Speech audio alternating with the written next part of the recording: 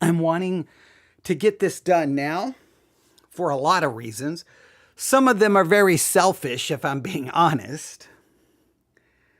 I want to get this done now so that I can do whatever I want this evening, and then maybe tomorrow I can, if I want to broadcast, tomorrow I'll have the freedom to broadcast or not broadcast, because by the time I'm done with this, you're going to have about 2.5 hours of content available. Now, if you listen to me live for the last broadcast and this broadcast, well, then you won't have anything available. But for the majority of people who listen on demand, they'll have plenty of content available. So let me go to the YouTube app. Ooh, I see lots of notifications. That always makes me extremely nervous. Let's see here. All right. Nobody saying anything mean to me currently at this point. Probably people are busy. Some point they'll gripe at me. They always do. All right, here we go. Let me go here. The YouTube app. Ooh, I see lots of I got that done. All right. Now we come back here. Now we go over here to webcast. There we are. There's oh wow, there's quite a few people broadcasting tonight. There's 20 people broadcasting. Right. Now we go over. Okay, I think I got that done. All right. I think we can get started here in just a minute. I don't know how much time to take for this. This may turn into two parts. But that's okay. We'll give it a few minutes, see if anybody tunes in, and then we will get started on this Thursday evening, October the 2nd, 2025. Can you believe it's October? I really can't. It definitely does not feel like October here in West Texas. I was outside earlier and it's about 127 degrees. And then our local weather said basically that October is going to be, it may be one of the hottest. It's going to be a warm October here in Texas. I think it may be summer until, I don't know, maybe November we will get fall, maybe. Maybe we'll probably just go from summer to winter. And then do we even call Texas winter? Sometimes it is. We will see. All right, we'll give it a couple of minutes. All right.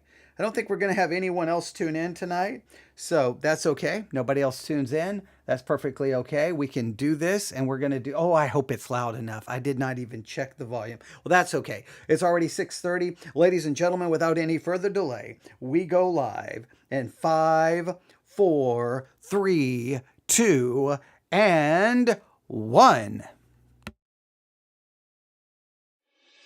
Looking at our world from a theological perspective. This is the Theology Central Podcast, making theology central. Good evening, everyone. It is Thursday, October the 2nd, 2025. It is currently 6:34 p.m. Central Time, and I'm coming to you live from the Theology Central studio located right here in Abilene, Texas.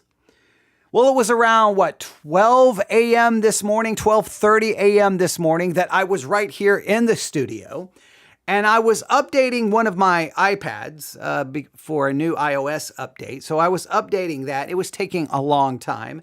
And I had another tablet, so I just started looking around, looking at the Sermon Audio app. And I was just looking. And I saw a message entitled "The Character of the End Times."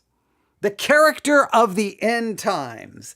And I hit play, and I don't know how long it took. I just remember here, and it was dark in the studio, and I just remember sitting here going, well, there's the futuristic fallacy at play. There is the futuristic fallacy.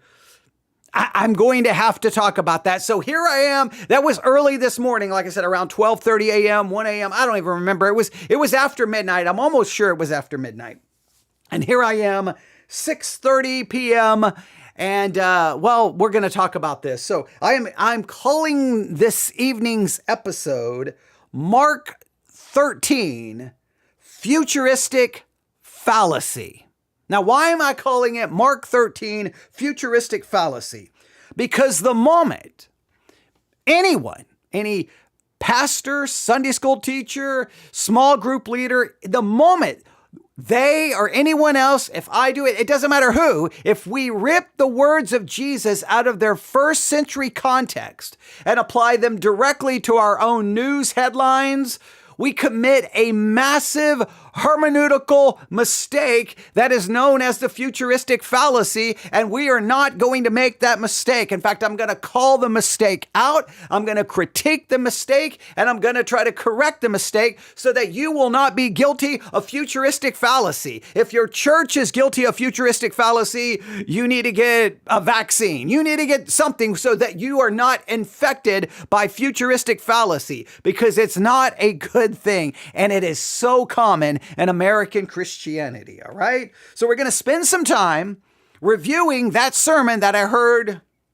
some of it, again, around 12:30. I don't have the exact time. It was after midnight. We're going to review some of that sermon on Mark 13. And what we're going to notice is that almost immediately the pastor takes Mark 13 and applies it to our time and to the future.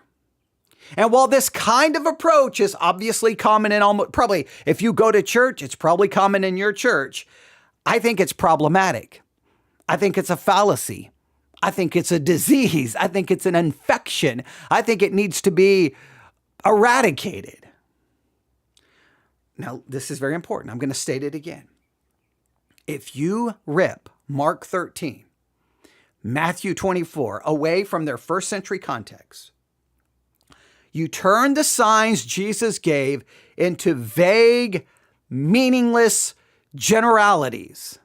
And if we're honest, the result is that every generation ends up thinking that they're the final generation, which makes Jesus' words impossible to interpret with integrity. And that's exactly what has happened. People have been saying, just in my lifetime, in the 1970s, there were all kind of, now I won't even go before that, but we'll just go from starting in the 1970s. I was very little, but I remember seeing books called The Sign of the Times and things like that, that look, Mark 13, Matthew 24, here are the signs of the times. And you hear the signs of the times repeated over and over and over. And it's the Antichrist is coming. Jesus is coming back. The rapture is coming. A thief in the night. It's happening. And then, well, the 70s came and the 70s went. And then in the 1980s, oh, the signs of the times. Look at the news. Look at the world.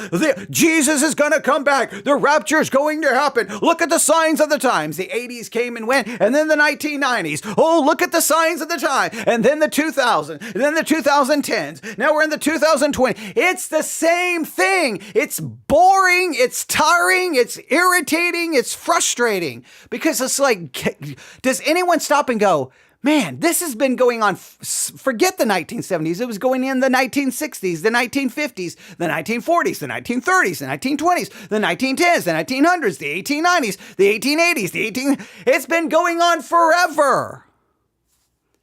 Would Christians stop it?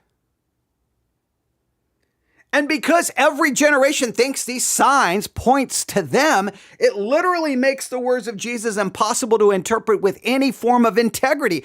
Christians should be ashamed of themselves of the lack of integrity they have shown to the words of Christ.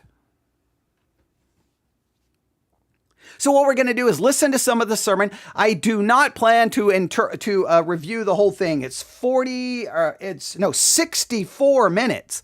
If we try to review the entire sermon, this will be a 7-part mini-series. And I don't want it because it'll become redundant. It'll become tiring. He's gonna go to Mark 13, Matthew 24, the signs of the times. Look, they're in the news today. It's the same tired template. It's like, do all pastors get the same memo? And it's like, oh, give me a break. Okay, so I'm not gonna go far. I'm just gonna try to demonstrate it. So we're gonna summarize the sermon, review part of the sermon. I want you to know what was taught. I want you to know how he shifts the text from the time of Jesus, the time of the disciples, into our time.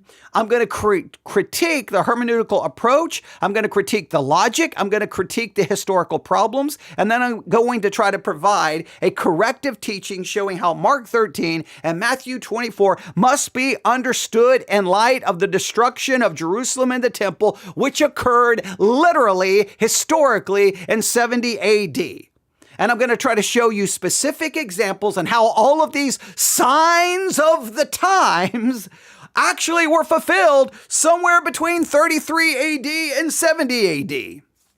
But I guess Christians, that's not going to sell a lot of books if we say these signs have already been fulfilled, are they? No, that we can't make our movies. We can't sell our books. We can't have our prophecy conferences. And I know what you're saying. Are you a full-blown preterist? It has nothing to do. Don't label me with a theological team. This is just about reading comprehension, basic logic, and basic facts. All right? So, are you ready to jump in? Let's listen to some of the sermon that was heard right here in this studio at about 12:30 a.m. All right? And now here we are, a little after 6:30 p.m., and we're going to hear what I heard. Just enough to give you the basic flavor and the basic idea. This is called The Character of the End Times. You can find it on the Sermon Audio app. Please go download it. It's 64 minutes and 32 seconds. Please listen to it, all right? And it's not even about this sermon. This sermon is just putting forth the same tired template that I've heard a million times and that I was taught in multiple Bible colleges, multiple Bible institutes, multiple seminaries. It's the same tired thing. And it's like, I just don't get it. Can pastors, do all pastors just have to follow the memo? There can be no actual That's the thing. Most churches don't do hermeneutics. Most churches don't do theology. They simply parrot theology and interpretation back. The pastor received a certain interpretation, a certain type of hermeneutic, and he just parrots it back. There's no point in going to church to hear what your pastor's going to say. Just find out where he went to school and what commentaries he reads, and then you can figure out what he's going to say in every sermon, because everything's going to follow the same boring, tired template. There's no actual doing of anything. It's just repeating back what's already been said. That drives me crazy. Oh, all right. So here we go. Let's listen. I was going to say that with my opening comments that I was going to date myself, but by my gray hair, you already know I'm old. So I don't have to say I'm going to date myself. I stand before you dated. But as a child of the 70s, I still remember the movies about the end times that detailed the rapture, tribulation, and the second coming of Christ. The first one was probably the most well-known of these 4 low-budget B movies, entitled A Thief in the Night. Okay, Thief in the Night, very famous movie. I don't remember it in the 70s because I was watching things like The Exorcist. So I was a kid that was going to movies that I had no business going to because I was way too young, okay? I was watching things that no kid should be watching. I was not watching A Thief in the Night. I don't think I saw A Thief in the Night until the 80s, and I don't even remember how I stumbled upon it. It may have been the 90s. I may not have even seen it in the 80s, to be honest. It may have been the 1990s when I stumbled upon it. And I don't know which one. I don't know if it was Thief in the Night, and I don't remember the names of all of them, but one of them was filmed in Omaha, Nebraska, or at least parts of it was. And I lived in Omaha, Nebraska. So I was like, oh, wait, where is that in Omaha? And so that's what fascinated me more about it. Not really... the movies didn't really do much for me one way or the other, right? I thought it was, cool that I guess there were Christian movies at the time. I wasn't much of a critic yet of the Christian subculture. In fact, I was very much immersed in the Christian subculture. Oh, we've got our music, we've got our movies, we've got our books, right? And so, I kind of went with that kind of mindset and then became more critical of it later on. But so the movies did not have much of an impact on me. They did not. But because those movies, obviously, I didn't know the church world in the 70s, and I didn't really know the church world until the late 80s when I finally become a Christian. And I don't really understand the church world very much in the 80s. I really don't really enter the church world fully until the 1990s. And then I start kind of seeing the church world and then start having some of my problems. So I can't, or some of my issues, which I still have. I don't know how much these movies impacted the church world. I know outside of the church world that I would see books or hear things about the sign of the times. And I heard about that in the 70s. I didn't quite understand what it meant. I think my parents had a book called The Signs of the Times or something along those lines. And if you know anything about me as a kid, I read anything and everything. So, I mean, I was getting on the city bus in kindergarten, riding to the city library and spending half the day there, just reading anything I could get my hands on.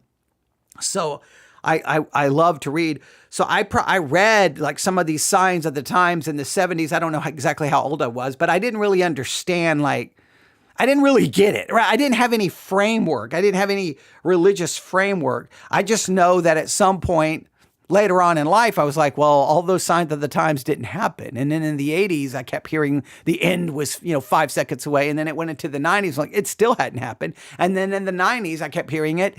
And at some point, I think I started realizing, this gets old. And so what's the problem? And then I started, having more hermeneutical issues. So he dates the movie. All right, that's good. Let's see what he has to say.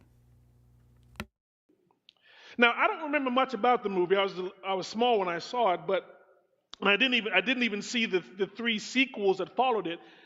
But one thing I do know is that I was scared out of my life by these movies. Not because of the cinematography of the movies, because they were B movies at best. What scared me to death was the content of the movies. What if I was left behind when Christ came as a thief in the night? And this was a movie, I think, that scared every church kid out of their wits, because it was a movie basically about church folk who had gone to church their whole life thinking they were okay. Christ came back and raptured everybody, and then they found themselves still here. Oops. Now, that's a common thing. It's very popular in some fundamentalist and evangelical circles to preach to church people and say, there's a high probability that many of you here are not truly saved. And when Jesus comes back, you're going to be left behind. You better get saved tonight. You better make it right tonight. And then the next, 3 years, there'll be another revival.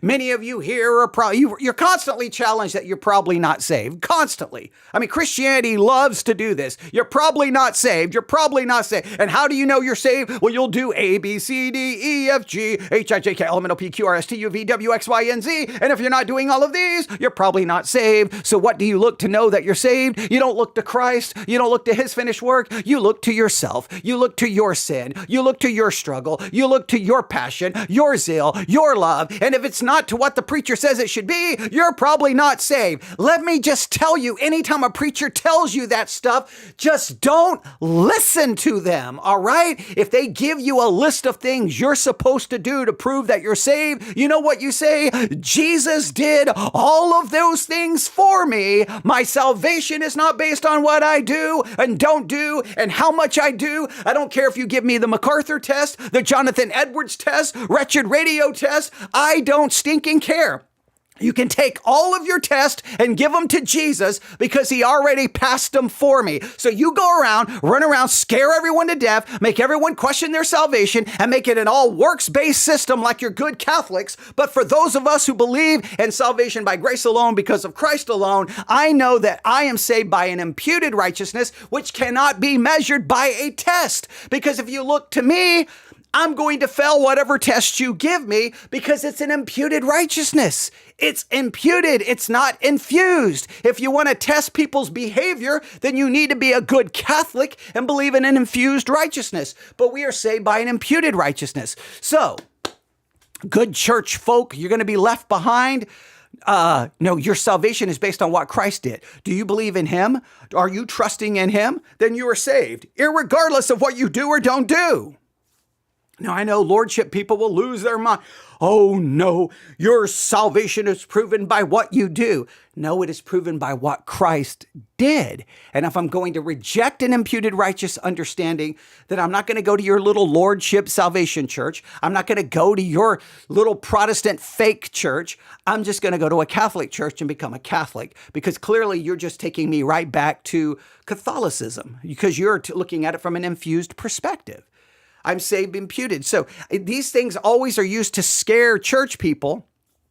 All they're doing is manipulating you and placing you in a psychological, never-ending circle where, oh, I got to try harder. I got to do more. I got to go to church more. I got to give more. I got to do more. Got to do more. Oh, I don't know if I'm saved. Well, come to the altar, say some prayer, whatever. And then you rededicate your life 75,000 times. Oh, it's a never-ending cycle of works.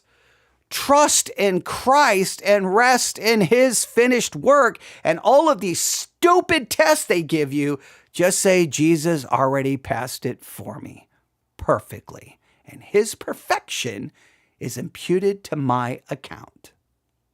All right? So I know these movies scare church folk. They're used to scare church folk because our entire understanding of salvation is very works-based instead of the finished work of Christ.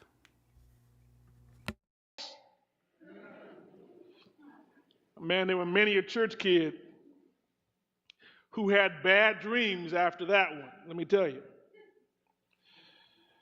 But if we would be honest with ourselves this morning, when many of us think about the subjects addressed by Jesus in Mark chapter 13, it's just this type of popular mythology that dominates our mindset. Now, hear me, when I say mythology, what I'm saying is that there was a lot in these movies that was, quite frankly, just made up.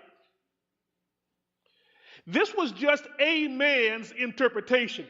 You needed to check his interpretation with the Bible. Now that is some sound advice. If the movies is just a man's interpretation, every sermon, every commentary that's ever been written on Mark 13 is just some man's interpretation.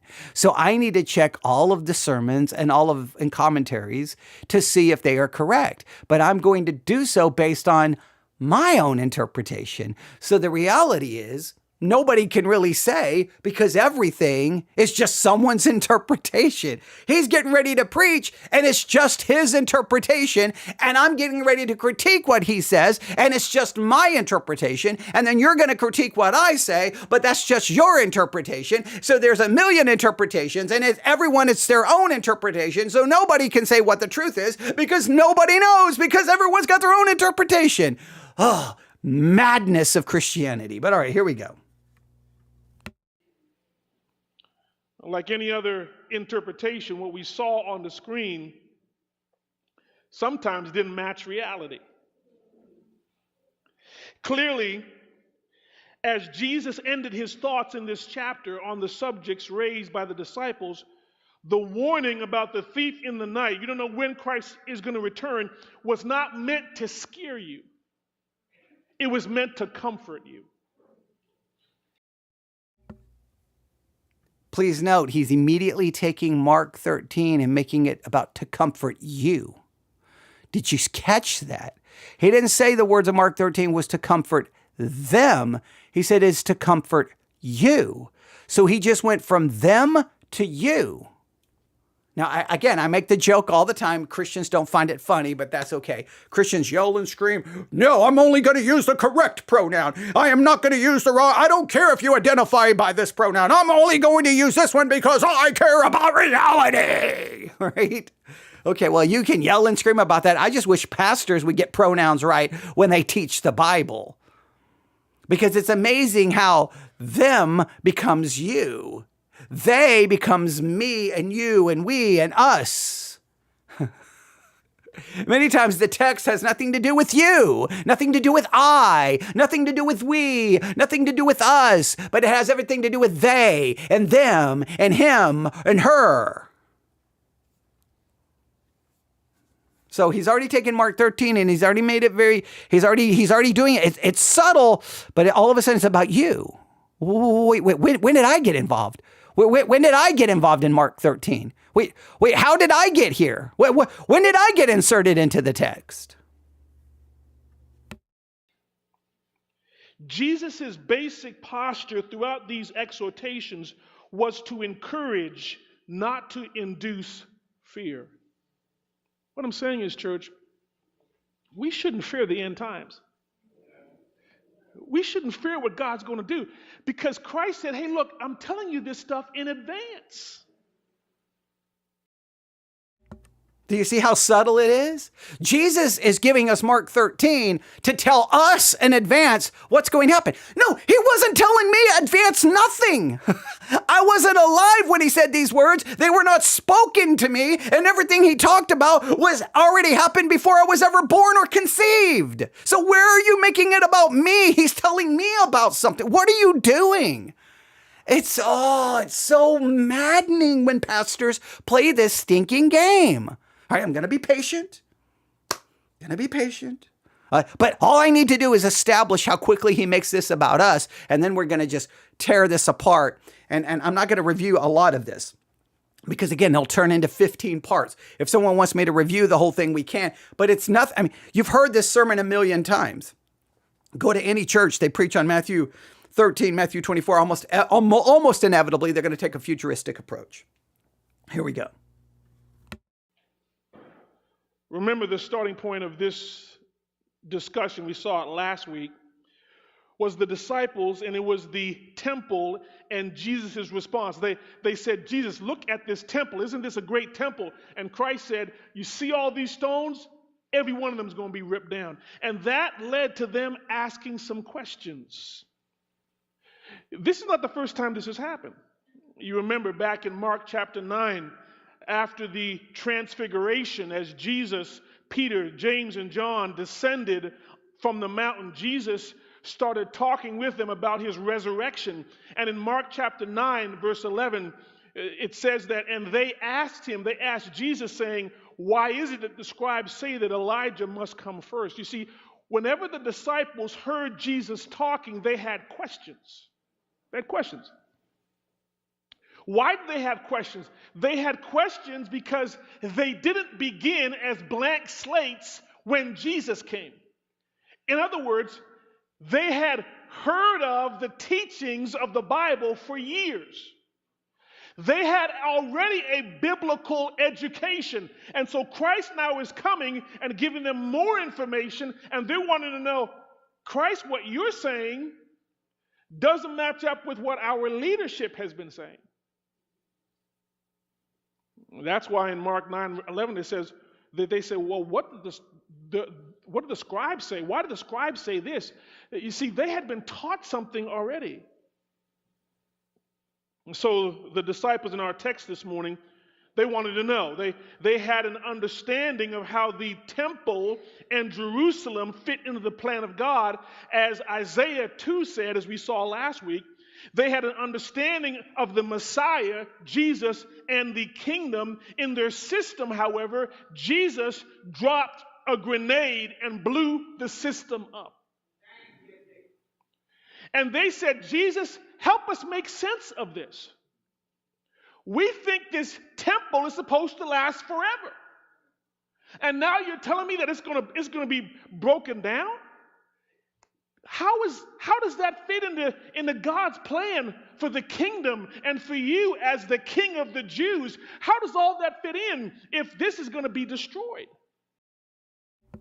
Now, I do applaud that he's at least acknowledging that they're asking about that temple being destroyed. Now, this is the temple that was standing when Jesus was on earth. So he is acknowledging the framing of this is about that temple when it's going to be destroyed. That's what they want to know. So when Jesus starts giving signs, it has to be the signs leading up to the destruction of that temple. That's what the discussion is about in Mark 13 and in Matthew 24. So he's at least acknowledging it to some level. But he's already hinted that this is something about us. Well, it can't be about us if it's about the destruction of that temple, because that temple was destroyed in 70 AD, way before any of us was ever born, conceived, or thought of. So they want Jesus to help them to make sense of what they're seeing. So Christ begins here in our text this morning to answer their questions. Jesus, how is the age going to end? Jesus, what is the sign of the end? In Matthew, they ask Jesus, how are we going to know when you're coming back? How are we going to know when the age is going to be finished? What are the signs of your coming? Well, those are questions we got today because we're still waiting, right? What are the signs of his coming? When is Christ coming back? When is the age going to be over? This is the type of things that the disciples are concerned about, and it's quite frankly the things that we're concerned about too. Do you see the subtle game? These are the questions we have today because we're still waiting. Wait, are you saying that when Jesus told them what the signs were, that it didn't happen? They're asking about the destruction of the temple, and it literally occurred. So at least you have to say a large portion of this actually occurred. But he's just ignoring that. He's just completely ignoring that. This drives me so crazy. In fact, let me see here. I'm looking. I believe it's in Mark. Hang on. I believe it's in Mark. Don't quote me on this. Verily I say unto you that this generation shall not pass till all these things be done. Whoa. Okay. There seems to be, wait, the generation he's talking to? Which generation? All right. There's already some things in the text itself that should give us some pause. But the main thing that should give you pause is the disciple. In fact, just look at it. Mark chapter 13, verse 1, and as he went out of the temple, one of his disciples saith unto him, Master, see what manner of stones and what buildings are here? And Jesus answering said unto him, Seest thou these great buildings? There shall not be left one stone upon another that shall not be thrown down. And he sat upon the Mount of Olives over against the temple. Peter, James, and John, and Andrew asked him privately, Tell us then, shall these things be? And what shall be the signs when all these things shall be fulfilled? What things? The destruction of the temple. What are going to be the signs that this is going to be fulfilled? He's speaking to a specific group of people about a specific event that occurred in a specific time period, 70 AD. But for some reason, preachers will just jump, hey, we're still waiting. Are you telling me the destruction of the temple didn't occur? Because if it did, then that has to mean, just logically, well, wait a minute. That means there's a high probability, Matthew 24 and Mark 13, for the most part, was pointing to that because that's what they were asking about. Anything that may jump beyond that, I'm willing to have that conversation. But everything before the jump occurs in the text, first we'd have to identify where the jump occurs, but everything before would then have already been fulfilled for 70 AD, and we shouldn't be looking for those things. In fact, looking for many of those things make those things absolutely irrelevant, and we'll look at that. So let's see how far we can go here.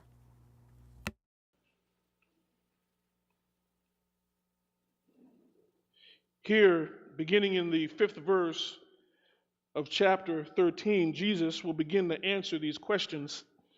And his focus in verses 5 through 13, which will be our focus this morning, will be on the character of the times. The character of the times. If I was to sum up what the character of the times is going to be like, a verse that came to my mind was 2 Timothy chapter 3, verse 1. If I can summarize what the character of the times is going to be like, do you see the subtle shift? He just made it future. Not what the character of the times were. No. What the character of times are going to be like. That is so just deceptive. No. Say what you, no. Don't jump like that and don't explain it. Why did you just say what it's going to be like, not what they were like? Because Jesus is talking about a specific time that already occurred. Oh, the games pastors play in their preaching. Oh, man. No, look, human beings, we play some games. We play some games. We can say one thing and we don't really mean one thing. And not, we don't mean it in any way, shape, or form. And then later on, we'll say something that's completely opposite of what we said. It's like, well, I thought you said this. Obviously, you didn't mean it. Or obviously, you just lied. We do say, we're not very clear sometimes in what we mean. Well, for crying out loud, pastors play these games. What the sign of the times are going to be like. Future. Whoa. How did we get to future? This is about what the signs are leading to the destruction of the temple, which you've already acknowledged the text is about. In 2 Timothy chapter 3, verse 1, it says, but realize this, that in the last days, difficult times will come. And you can't read verses 5 through 13 without realizing these are some difficult times. Now, he just conflated 2 Timothy 3 with Mark 13. Now, this is what you just call, death by cross-referencing. Whoa, wait. Are you claiming that Mark 13 is referring to the same times as 2 Timothy chapter 3, verse 1? Because 2 Timothy chapter 3, verse 1, oh my goodness, this stuff would fail any decent hermeneutical class or hermeneutics class. All right. This also know that in the last days, perilous times shall come. For men shall be lovers of their own selves, covetous, boasters, proud, blasphemers, disobedient to parents, unthankful, unholy, without natural affection, truce breakers, false accusers, incontinent, despisers of those that are good, traitors, heavy, high-minded, lovers of pleasure more than lovers of God. This is 2 Timothy 3 is not referencing what's going to happen in the world, because the world has always been lovers of pleasure more than lovers of God. It would not even make any sense to say, in the last days, the world is finally going to decide they don't love God. No, this is describing what's going to happen in the church. We're going to wake up in the organized church. This is all describing what's going to happen in the church. And note verse 5, having a form of godliness, but denying the power thereof. The church itself is going to become so corrupt. So don't connect this to Mark 13. No, 2 Timothy is telling Timothy what is going to happen to the church and what the church should do when that occurs. All right, so it's completely... Paul in 2 Timothy is not telling you what's the signs leading up to the destruction of the temple. Mark is telling them what the signs are leading up to the destruction of the temple. The two texts have nothing in common. Why? Pastors just, I cannot stand the way they do cross-referencing. No regard to context, no regard to history, no regard, just group verses together. And everybody's like, amen, my pastor's such a great preacher. Okay, whatever. Okay, that should get an F in hermeneutics. You can't just randomly go, 2 Timothy 3, I'm going to connect it to Mark 13. Based off what? Just look again at some of the things Christ says are going to happen in these end times. See, look at what Jesus say is going to happen in these end times. Future. Wait, future for us? So guess what he's done? Hey, those disciples and about the destruction of the temple, Jesus didn't really care about them. He didn't really want to answer their question because he was answering the question for you and for me. So you're in church tonight and we're going to hear Jesus tells us the signs we should be looking for. So go watch Fox News and go listen to some conspiracy theory, podcast, and you'll get the signs of the times. What are you talking about? Jesus is answering the disciples. Jesus will look at both outside the church and within the church. And what Christ is going to say is that this is a time of turmoil and a time of upheaval. Listen to verses 5 through 13 again. Just follow me in your text. Well, I'm going to read particularly verses 5 through 8. Just listen to verses 5 through 8. And Jesus began to say to them, listen to this, see to it that no one misleads you. Many will come in my name saying, I am he, and will mislead many. And when you hear of wars and rumors of wars, do not be frightened. These things must take place. But that's not yet the end. For nation will rise against nation, and kingdom against kingdom. There will be earthquakes in various places. There will be also famines. These things are merely the beginning of birth pangs. Let's look at these verses more closely. Jesus walked his disciples through three different spheres of upheaval, beginning with the religious context and ending in the geopolitical context. The disciples will be exhorted on how they were to respond in each of those cases. I can't overestimate the importance of this fact, church. Jesus did not leave it up to his followers to figure out how to respond to the turmoil that will define the time in which he will describe. Believers are to be guided in their behavior not by the circumstances of the day, but by the revelatory guidance of our Lord. We don't open up the newspaper to figure out how to respond in this life. We open up the Bible, and the Bible tells us how to respond. We're not controlled by all of the things that seem to be out of control in the world. Who cares? Christ establishes my heart and calms me down and enables me to live in an upside down world properly. Christ here gives the disciples a warning about the religious turmoil. Notice verse 5.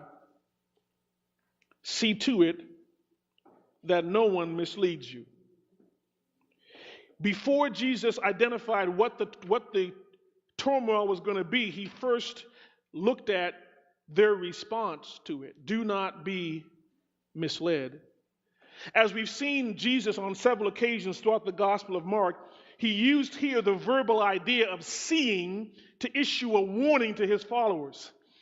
Jesus used the same word in Mark chapter 12, verse 38. There it was translated beware. Here it's translated see to it. This is a word in the Greek text that had vision as its focus. And so this word could be used to describe blindness, but it could also be used figuratively as it's used here as a warning for you to watch out for danger. And so Christ says, see to it, beware, be on the alert. Why? Because you might be misled. I always find it hilarious in these sermons on Matthew 24 or Mark 13.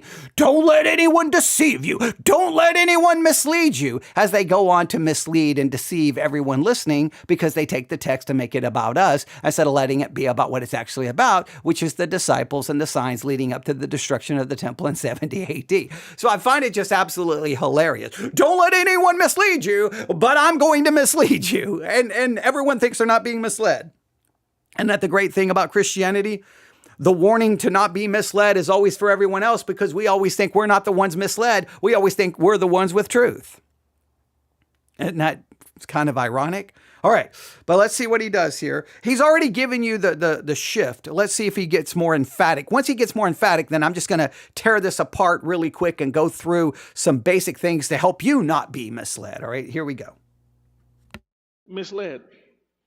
And this word misled has been used by Jesus throughout the Gospel of Mark as well. Sometimes it's translated mistaken. This is a word that meant to cause somebody to wander religiously off the right pathway, to lead them astray. It could be used to describe to be deluded or to be deceived. So Jesus was concerned that through some means his people might wander. They may be deluded. They may be deceived. Well, by what? What would deceive them? Well, look at the text, verse 6. He says, there are many will come in my name saying, I am he, and will mislead many. Here we have the identification of a group that Christ says made up of many. Many is in the emphatic in this statement. There are going to be a lot of these people. And who are these people going to be? Well, these are going to be people who will come. Notice what our text says. They'll come in Jesus' name. But notice, they're not going to say, hey, I'm speaking for Jesus. What these people are going to say is, I am Jesus. They themselves will claim to be the Messiah. Now notice, those of you who are following in the text, this statement assumes something. It assumes something. What does it assume? This text assumes that Jesus is going to not be here for an extended period of time for all of these tons of people to come claiming to be him. Now that's ridiculous. So it says, for many shall come in my name saying, I am Christ, or I am he. Christ is in italics in the King James, so that's supplied by the translators, not in the original. I am he and shall deceive many. There's going to be many coming to claim to be the Messiah, to be a messianic figure. And he's like, well, because it says many, then Jesus is going to have to be away for a long time for this to be fulfilled. How many is many? 3, 4, 5? Just has to be more than 1 or 2, right? What do you mean? Jesus has to be away for a long time for this to be fulfilled. No, it was fulfilled before 70 AD. This is the first sign leading up to the destruction of the temple that Jesus gives the disciples. But see, he's immediately removing it and ripping it from its original context because he's got to make it about us, because that's all preachers seem to know how to do instead of looking at the text and what it's supposed to be. And it's driving me mad. All right, let's just see how he plays this out. But that's just a massive logical fallacy there. So Christ is telling his followers that I am preparing to leave. I am going, and I'm going to be gone for a long time. So long, in fact, that there's going to be a lot of individuals who come along. There will be many of them who claim to be me. And that's just so ridiculous, right? Because that means that if you make this sign about our time, then that means the sign is irrelevant. There were false messiahs that showed up very, very early in church history. You can talk somewhere between 40 and 60 AD. They already started showing up. Many of them.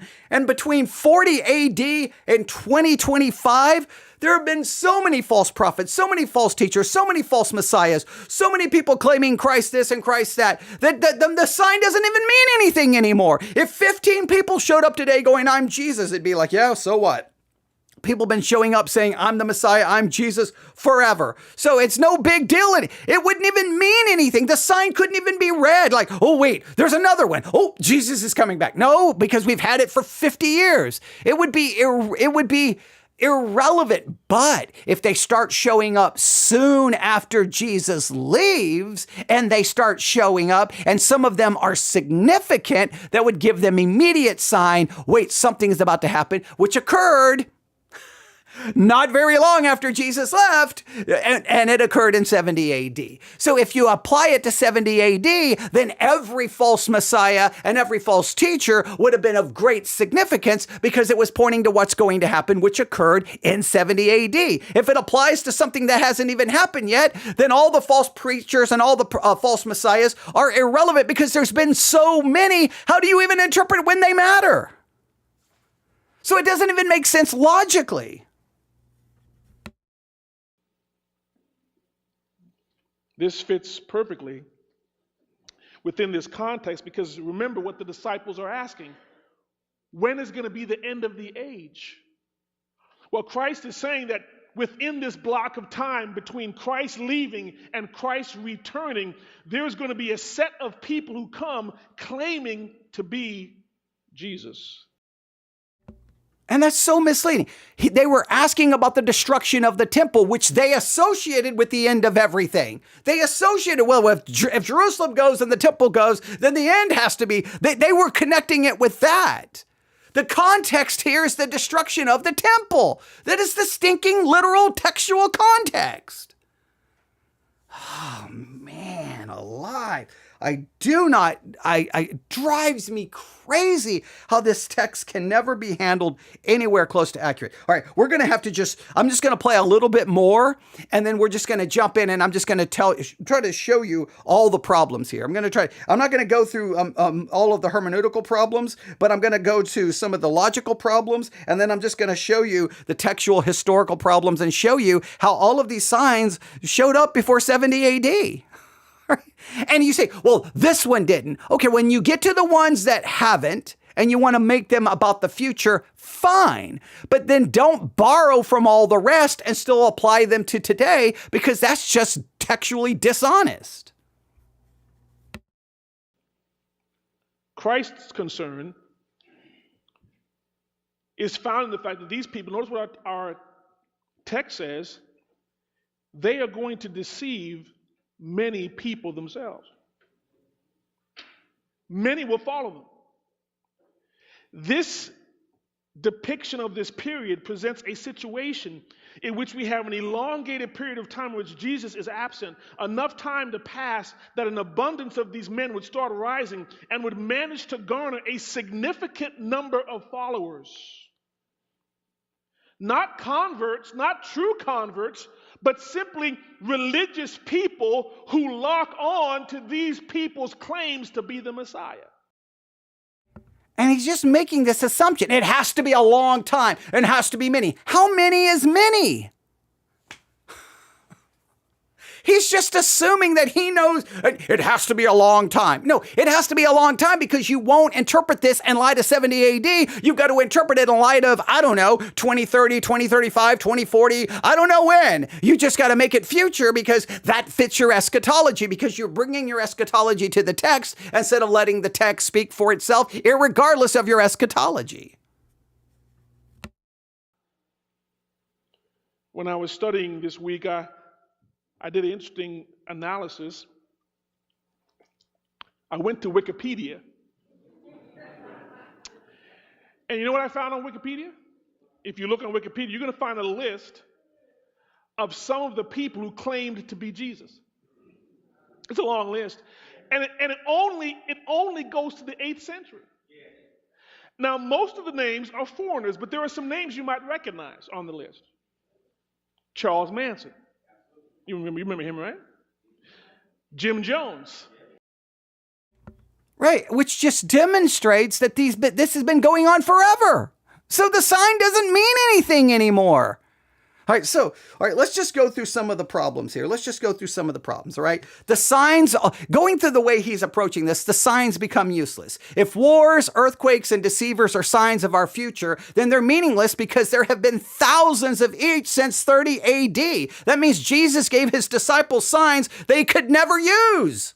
Because they're like, how many earthquakes? I don't know. There's been a 500,000. Who knows? How many false deceivers? Who knows? There's a long list going all the way up to the 8th century. I mean, on and on. How many wars? How many famines? How many times there's been pestilence? Over and over and over and over and over and over. It never stops. So the signs are useless. But if you take the signs and say when Jesus spoke them, the signs, all these signs that occurred before 70 AD, then would have every war, every earthquake, every famine, every false teacher that occurred between 30 and 69 AD would scream, okay, it's getting close. It's getting close.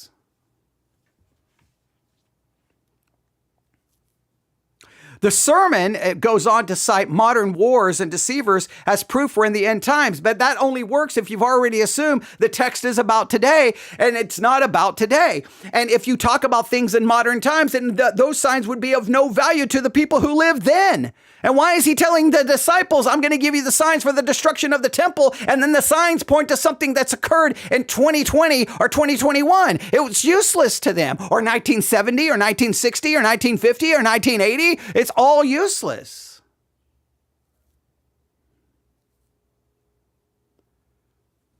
The sermon completely disregards abundant first century evidence. And this is crucial because Jesus says these things would happen within that generation, as we've already seen. So let's do the work and let's show how the signs in Mark 13 and Matthew 24 were fulfilled in the decades leading up to 70 AD. False messiahs and deceivers. Theudius, I think is how you say his name, or Theudius, Theudas. Theudas, I think is how you would say it, or Theudas, I think is how you would say it. He claimed to be a deliverer, gathered followers at the Jordan, and he was cursed around AD 44. If you look at Acts chapter 5, I believe, Acts chapter 5. Yeah, Acts chapter 5, verse 36. For before those days rose up, Theudas, boasting himself to be somebody, to whom a number of men, about 400, joined themselves, who was slain, and all, as many as obeyed him, were scattered and brought to naught. After this man rose up, Judas of Galilee, in the days of taxing, and drew away much people after him, he also perished, and even as many obeyed him were dispersed. So they immediately, even in Acts, talk about people gathering people away, gathering many to them, and then the things that occurred. All right. So that's Theudas. He claimed to be a deliverer, gathered followers at the Jordan. He was crushed around AD 44. All right. Acts 5:36 mentions similar figures to him. All right. Then I think it's Acts 21. And I got to go through these quickly, so I can't give you all the context and everything that happened. Just show you these things were occurring right before 70 AD. Acts, what verse did I say? Acts 21:38. Art not thou that Egyptian, which before these days madest an uproar and led us out into the wilderness, 4,000 men that were murderers? So that's a reference to another man. This is the Egyptian. He led thousands into the wilderness, and most believe he promised some kind of miraculous deliverance. And he's talked about in Acts 21:38, which we just read. So Acts 5:36, Theudas, I think is how you would say it, or Theudas, how you would say it. Acts 21:38 speaks of the Egyptian. Those are biblical accounts of men that many were following them. Many. If you have thousands, if you have hundreds, that's many. All right. Josephus records several other deceivers who promised signs and wonders. We have the records of Josephus saying there were many out there. So deceivers, false teachers, false messiahs, they showed up very soon after Jesus' death, burial, and resurrection. And that occurred between 33 and 69 AD. So you can get to the many, and you can get to many being deceived because it occurred. You don't have to stretch this out to Jim Jones and Charles Manson and, the Branch Davidians. What was his name? I forget the name of the Branch Davidians. David Koresh. You don't have to go to what's going on in 2025 or 2030. It occurred because the disciples wanted to know when the destruction of the temple was going to occur. All right. And this matches, I think, Mark 13:6. I think the historical record matches Mark 13:6. Many will come in my name saying, I am he, and will lead many astray. All of that occurred before 70 AD. Now, wars and rumors of war. You have Caligula in AD 40. Emperor Caligula, if I can say his name correctly, ordered a statue of himself to be set up in the temple, which nearly caused a war. The Jewish revolt of AD 66 through AD 70, uprisings, battles, devastation across Judea, rumors circulated constantly of insurrections and revolts under Roman rule. So you have Emperor Caligula who put the statue there, caused this revolt, and there was all kinds of rumors and things happening leading up to 70 AD. That fits Mark 13. Let's go back to Mark 13. That talks a little bit about verses 7 and 8. It at least alludes to it. And we could go into more historical record, but just Caligula himself, there was a revolt. We have plenty of things going on. All right. We have famine. Well, we had famine in Claudius's reign, AD 44 to 48, recorded in Acts 11. Agabus stood up and foretold by the Spirit that there would be a great famine over all the world. This took place in the days of Claudius. That's 44 to 48. So we've got war, rumors of war, we've got false deceivers, and we got famine. All of this happening before 70 AD. Josephus also confirms this famine hit Judea severely. So we got famine, we got war, and we got false teachers, all happening before 70 AD, which is just what Jesus predicted for them. And if you look at Mark 13, verse 8, for nation shall rise against nation, kingdom against kingdom. There will be earthquakes in diverse places, and there shall be famines and troubles. These are the beginning of sorrows. Earthquakes between 60 and 62 AD. Earthquakes, massive quakes struck Laodicea, Hierapolis, Colossae, Tacitus. Tacitus records quakes, and I think it's Phrygia, where they also recorded quakes. So there was numerous quakes recorded historically that occurred before 70 AD. There will be earthquakes in various places. Mark 13:8 was fulfilled in the apostolic era. So the earthquakes was fulfilled, the wars were fulfilled, the famines were fulfilled, the false teachers, all of this occurred before 70 AD. And you say, well, I need more. No, you don't. You just need some, because they would be very significant, because they would be showing you, what Jesus said is coming. Persecution of the disciples before councils and synagogues. Acts chapter 4 through 5, Peter and John arrested. They were flogged before the council. Acts 22:19, Paul beaten in the synagogue. Before rulers and kings, Paul before Felix, Festus, Agrippa, and Caesar. Betrayed by family. Jesus' warning in Mark 13:12 matches what early Christians endured. Mark chapter 13, 9 through 12 is reflected in the book of Acts and throughout. A lot of this you can just read in the book of Acts. The book of Acts shows you all of this was being fulfilled, leading up to the destruction of the temple in 70 AD. Now, what some people will do, they will go, and I remember this so well, because I was taught this early on. Mark 13:10, and the gospel must be first published among all the nations.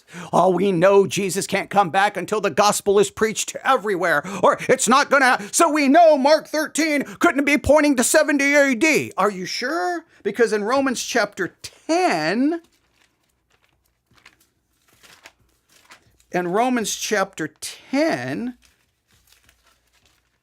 if I can get to Romans, here we go. Romans chapter 10, I believe it's verse 18. We read these words, but I say, have they not heard? Yes, verily, their sound went into all the earth, and their words unto the ends of the world. Look at verse 17 for context. Faith cometh by hearing, and hearing by the word of God. But I say, have they not heard? Yes, verily, their sound went into all the earth, and their words unto the ends of the world. All right? Their voice has gone into all the earth. Colossians chapter 1, verse 6 and verse 23. The gospel has come to you as indeed in the whole world, as it is bearing fruit and increasing, proclaimed in all creation under heaven. So Paul clearly seems to indicate that the gospel has gone everywhere. Acts chapter 2 at Pentecost, Jews from every nation under heaven heard the gospel. So by the 60 AD or 60s AD, the New Testament writers could say this sign had already been fulfilled. And Paul said it in his own words, that it's gone everywhere.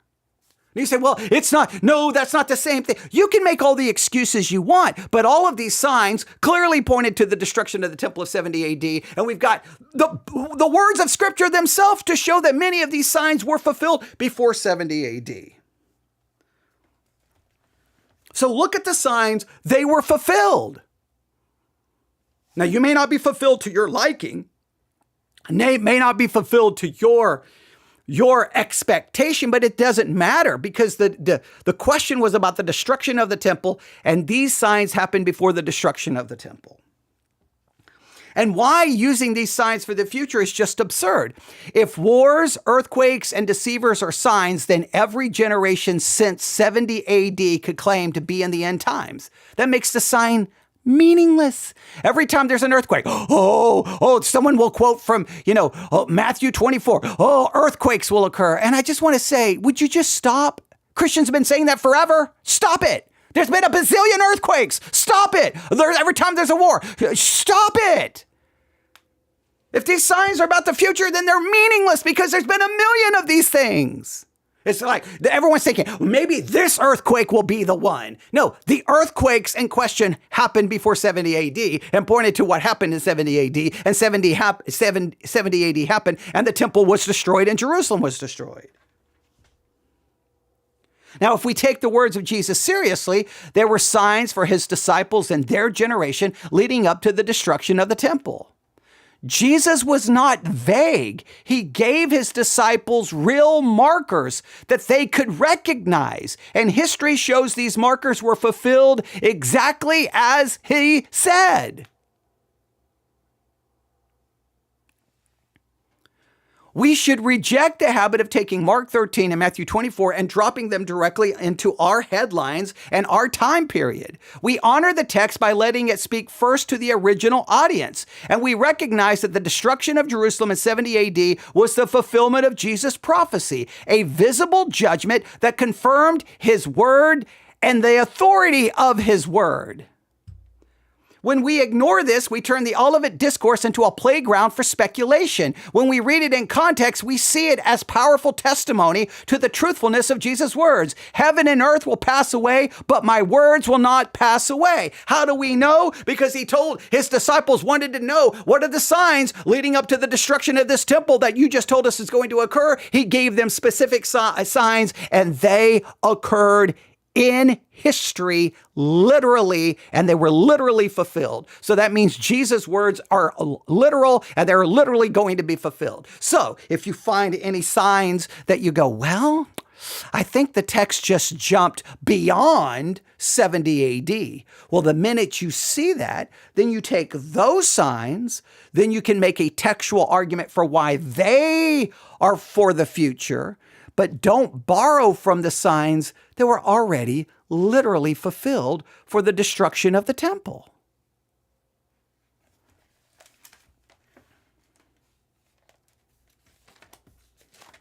And there you have it. Now you can keep listening to his sermon. I would challenge you to do that. I didn't want to review all of it because it was just going to become redundant, saying the same thing over and over and over. But I just want you to take the Olivet Discourse, Mark 13, Matthew 24, and I just want you to, and I've challenged people to do this all the time. Just take each sign and then just go look through the historical record, check resources. Was this fulfilled? How was this fulfilled? How did this occur before 70 AD? And almost in every case, you'll get specific historical examples. And in many cases, you'll get biblical examples. And well, then you should just go, okay, well, then it was fulfilled. I mean, some of these are very simple. There's going to be many that will deceive you. Many shall come in my name saying, I am Christ, and shall deceive you. That actually occurred. Yet false teachers, even recorded in the book of Acts. Wars, rumors of wars happened in history. No question about it. For the nation shall rise against nation, kingdom against kingdom, and there shall be earthquakes. All occurred. There should be famines and troubles. All occurred. Take heed for yourselves, for they shall deliver you up into councils and the synagogues. All occurred in the book of Acts. The gospel must be first published around the world. According to Paul, it was. Now, if you don't agree with Paul, that's okay. But when they shall lead you and deliver you, take no thought beforehand what you shall speak, neither do you be premeditate. But whatsoever shall be given unto you in that hour, then speak it ye, for that to speak, but the Holy Ghost. It is not ye that speak, but the Holy Ghost. That is not for us. Jesus, the Holy Spirit doesn't give us words. We get our word from the Bible. This was during the apostolic era where God spoke to them in diverse ways and spoke through them. This was a different time than we are in now.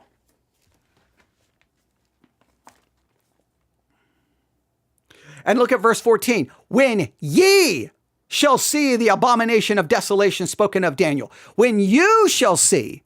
He's speaking to them, not to me, when they shall see. So this is referring to something that occurred.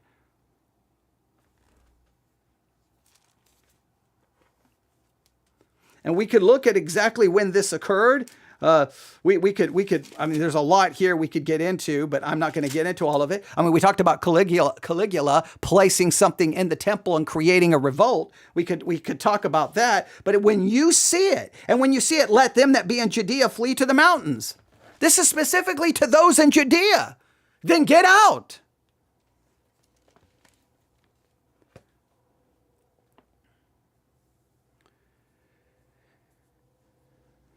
All right, and you can continue to read the signs.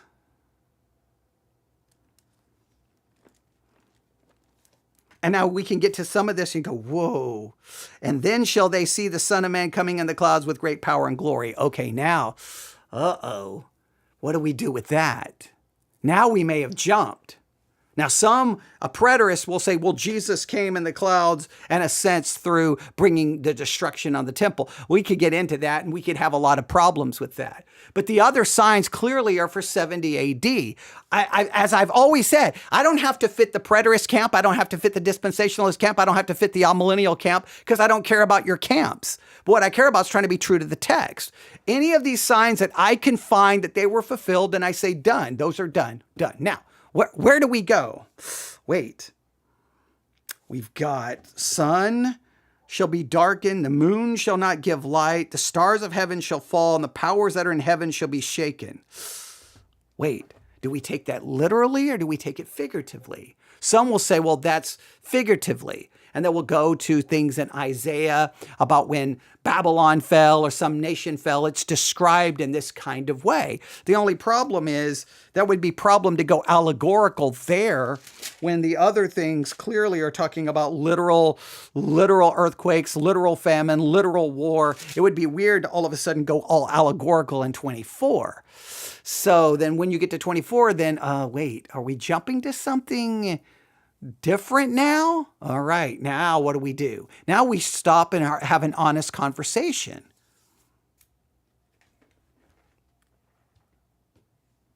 Because clearly we have something going on in verse 27. And then shall he send his angels and shall gather together his elect from the four winds, from the uttermost parts of the earth. Something is obviously going on right there in 27. 26 and 27 seem to jump. Okay, I'm willing to have that conversation. A lot of people try to lock me in into one interpretive framework. My interpretive framework is what the text says, not what your theological system demands of me. I'm not bound by your theological system, and you shouldn't be either. It should be the text. So what I am saying is the original context here is about the disciples asking about the destruction of the temple that was standing. That's the temple that was destroyed in 70 AD. Jesus gives them signs. All of these signs actually occur before the destruction of the temple in 70 AD. No question about it. If you continue on with the text, there seems to be at some point, the same happens in Matthew 24, same happens in Mark 13, there seems to be, wait a minute, something jumped.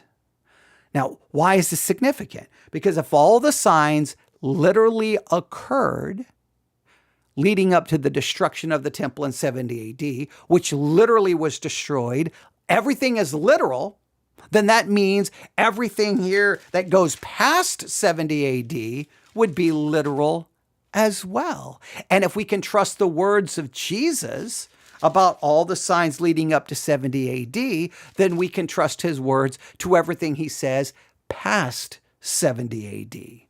So in a roundabout way, it establishes a literal reading, a literal understanding, a literal fulfillment, and it demonstrates the trustworthiness of the words of Jesus. If we would just do that. But for some reason, we just want to take these words and immediately jump to the future. No. Showing how everything played out leading up to 70 AD gives us a reason to trust in the words of Jesus and shows us, no, it was all literally fulfilled. There were literal earthquakes, literal wars, literal false deceivers, literally taken before, beaten in the synagogues, literally led before kings. All of that literally occurred. So now once you get to the part that seems to go past 70 AD, you can be like, wait a minute. That's literal. Everything else was literal. That has to be literal. It actually should strengthen your hermeneutic and strengthen your trustworthiness in the Word of God. It actually should do more for you to approach it the way I'm arguing you should approach it. Now, the debate will be if you get 10 Christians going, okay, this part is 70 AD. Can we get agreement? I think for the most part, we should be able to get agreement. The disagreement will be, well, when does the text seem to go beyond 70 AD? Where do we draw that line? Go. I could bring this to our hermeneutics class, give them Matthew 24, Mark 13. I could leave for an extended lunch, come back, and probably the class would be, descended into chaos and people would be stabbing each other with their pencils. All right, because nobody would agree. But I think we should be able to agree, well, come on. Some of it's just literally, we can just prove. False teachers happened before 70 AD. Earthquakes happened before 70 AD. Wars, rumors of war happened before 70 AD. Caligula placing the statue in the temple happened before 70 AD. Famine, pestilence happened before 70 AD. All of it happened before 70 AD. We can clearly, and we can show that it happened literally. So now you just go, okay, we've gotten this far. Now what do we do?